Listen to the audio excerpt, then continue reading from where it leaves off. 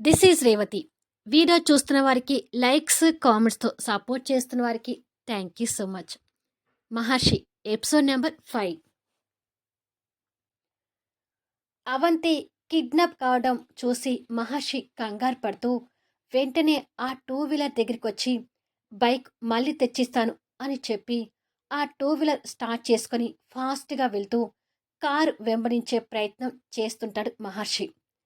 నన్ను వదులు అంటూ కారులో ఉన్న అవంతి కోటిగాడి నుంచి విడిపించుకునే ప్రయత్నం చేస్తుంటుంది.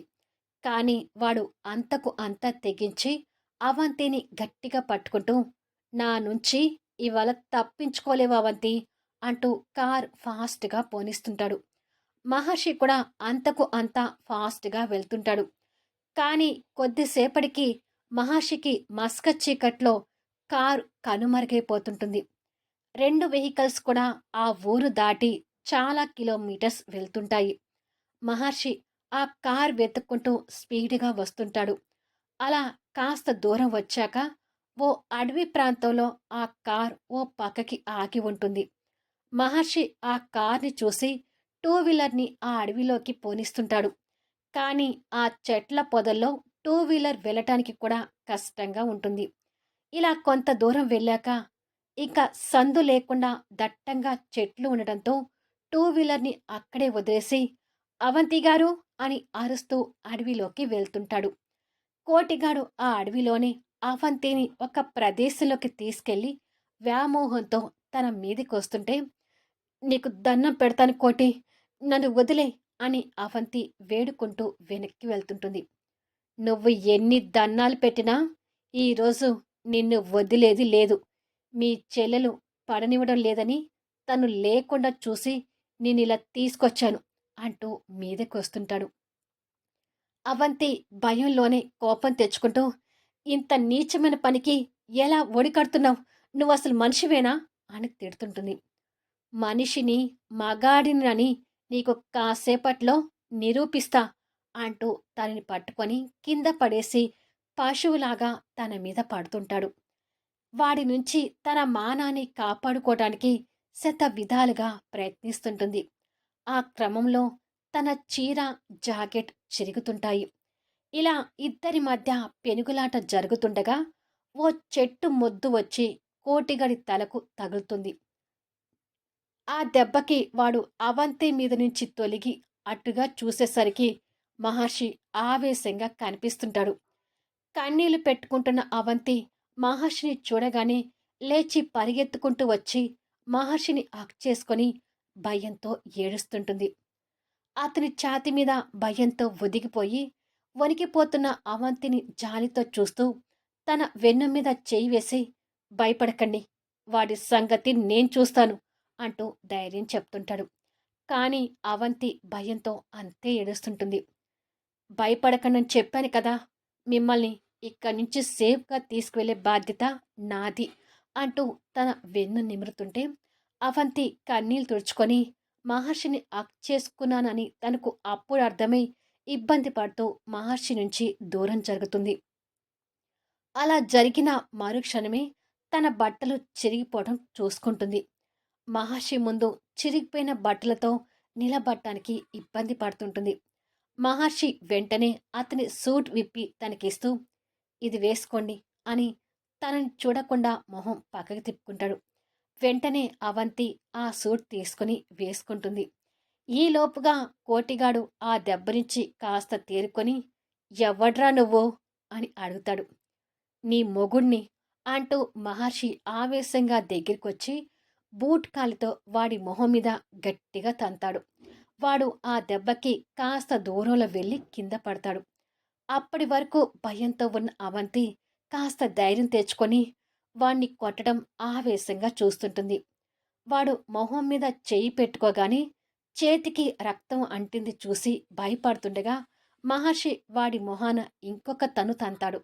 ఆ దెబ్బకి హడలిపోతూ పడ్డ చోటనే ఉండేసరికి మహర్షి దగ్గరకొచ్చి వాడి చొక్కా పట్టుకొని పైకి లేపి కడుపులో ఇంకొక గుద్దు గుద్దుతాడు. వాడు కూడా మహర్షిని ఎదుర్కోవాలని చూస్తున్నా మహర్షి ఉన్న ఆవేశానికి వాడు ఓడిపోక తప్పడం లేదు. అలా వాడి ఊపిరి తీసుకునివ్వకుండా కొట్టని చోట కొట్టుకుంటూ కొడుతుంటాడు. అది చూసి అవంతి ఆవేశం నెమ్మదిగా చల్లారుతుంటుంది. వాడిక దెబ్బలు తట్టుకోలేక ఆ చెట్లలో పడి పారిపోతుంటాడు. రేయ్ ఆగురా అంటూ మహర్షి వాడి వెంట పడుతుంటాడు. వాడు తగిలిన గాయాలతో కుంటుకుంటూనే పరిగెత్తుతుంటాడు.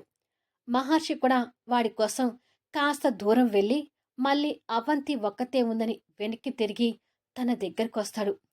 అవంతి కన్నీళ్లతో మహర్షి వైపు కృతజ్ఞతా భావంతో చూస్తూ చేతులు జోడించి దండం పెట్టి, మీరు వచ్చి కాపాడి ఉండకపోతే ఈ పాటికి నా జీవితం ఏమై ఉండేదో తలుచుకుంటేనే భయంగా ఉంది మహర్షి గారు అంటూ ఏడుస్తుంటుంది. ఏంటవంతి గారిది? ఇంత పిరికితనంగా ఉంటే ఎలా బతుకుతారు చెప్పండి అంటూ జోడించిన తన చేతులు విడదీసి తన కన్నీళ్లు తుడుస్తాడు. మీరు నాకు చేసిన సహాయం చిన్నది కాదు మహర్షి గారు. నాకు ఏదైనా అయితే ముందు నా చెల్లెలు తట్టుకోలేదు అంటూ మహర్షి చేతులు పట్టుకొని ఏడుస్తుంటుంది. మహర్షి తన వైపు కాస్త జాలిగా చూస్తూ, కంట్రోల్ యువర్ సెల్ఫ్. ఇలా భయపడి ఏడవకూడదు. మీకేమీ కాలేదు. దానికి సంతోషించి ఇంకా ధైర్యంగా ఉండండి.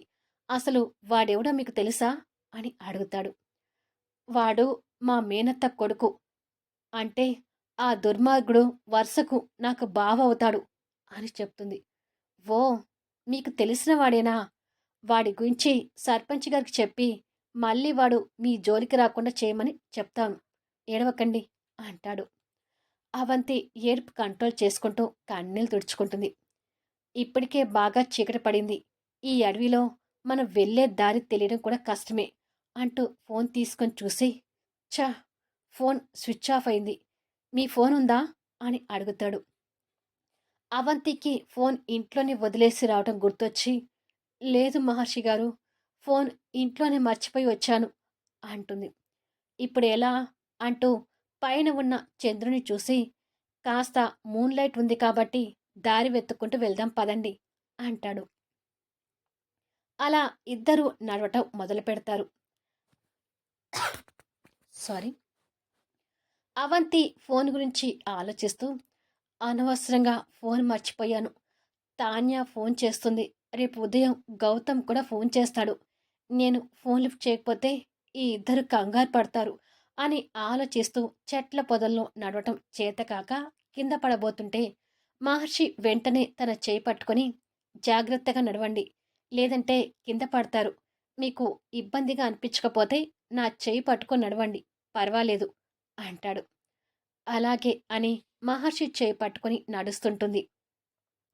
ఆ సమయంలో తనని ఆదుకుంటున్న మహర్షి తనకి ఒక దేవుడిలా కనిపిస్తుంటాడు. అలా ఇద్దరు అడవిలో ఎంత నడుస్తున్నా వాళ్ళకి రూట్ అర్థం కాక ఎటు వెళ్తున్నారో తెలియక నడుస్తుంటారు. అప్పటికే రాత్రి 10 అవుతుంది. బెనర్జీ గారు మహర్షికి ఫోన్ ట్రై చేసి, బయటికి వెళ్ళిన మహర్షి ఇంకా తిరిగి రాలేదేంటి అని ఆలోచిస్తుంటాడు. అంతలో బెనర్జీ గారి ఫోన్కి తన భార్య తులసి దగ్గర నుంచి కాల్ వస్తుంటుంది. ఫోన్ లిఫ్ట్ చేసి, ఏంటి తులసి అని అడుగుతాడు. తులసి పద్ధతి గల ఇల్లాలిగా కనిపిస్తూ, పోయిన పని అయిందా అండి? మహర్షి మీరు రేపు తిరిగి హైదరాబాద్ వస్తున్నారా అని అడుగుతుంది. రేపవుతుంది తులసి, పని కాగానే బయలుదేరతాము. వెంకట్ ఏం చేస్తున్నాడు? ఒకసారి ఫోన్ ఇవ్వు అంటాడు. తల్లి పక్కనే కూర్చున్న వెంకట్ ఫోన్ తీసుకొని, చెప్పండి నానా అంటాడు. ఈరోజు గార్మెంట్కి వెళ్ళావా? వర్క్ నడుస్తుంది కదా అని అడుగుతాడు. వెళ్ళాను నానా, వర్క్ గురించి టెన్షన్ పడకండి, ఇక్కడ అంతా బాగానే జరుగుతుంది అని మాట్లాడుతుంటారు. సరే, అమ్మ నువ్వు భోజనం చేసి పడుకోండి. అమ్మ భోజనం చేశాక టాబ్లెట్స్ ఇవ్వడం మర్చిపోకు. ఇద్దరు జాగ్రత్త అని భార్య కొడుకుతో మాట్లాడి ఫోన్ పెట్టేసి మళ్ళీ మహర్షి కోసం కాల్ ట్రై చేస్తుంటాడు. అదే స్విచ్ ఆఫ్ అని వస్తుంటుంది. సర్పంచ్ గారు భోజనాన్ని పిలవడానికి వచ్చి, ఇప్పటికే చాలా లేట్ అయింది బెనర్జీ గారు. మహర్షి గారు వచ్చాక భోజనం చేస్తారులే. ఈలోపు మనం భోజనం చేద్దాం రండి అంటూ డైనింగ్ టేబుల్ దగ్గరికి తీసుకెళ్తాడు. సర్పంచ్ గారి భార్య వారిద్దరికీ భోజనాలు వడ్డిస్తుంటుంది.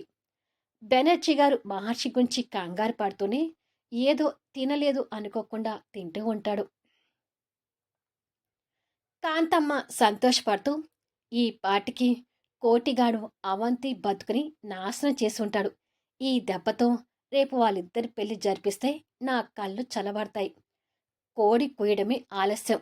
అవంతి కోటిగాడితో లేచిపోయిందని ప్రచారం చేస్తే ఇక అవంతికి కోటిగాడిని చేసుకోక మరో దిక్కుండదు. ఇక మిగిలిన 2 ఎకరాల పొలం, ఇల్లు నా కూతురు తాన్యాకే. నా కూతురికి రాజా లాంటివాడిని తీసుకొచ్చి పెళ్లి చేయాలి అని అనుకుంటూ సంతోషపడుతుంటుంది. మరో ప్రదేశంలో వర్షం వచ్చి వెలిసిపోయి రోడ్ల మీద ఉన్న గుంటలు నీళ్లు నిండి ఉంటాయి.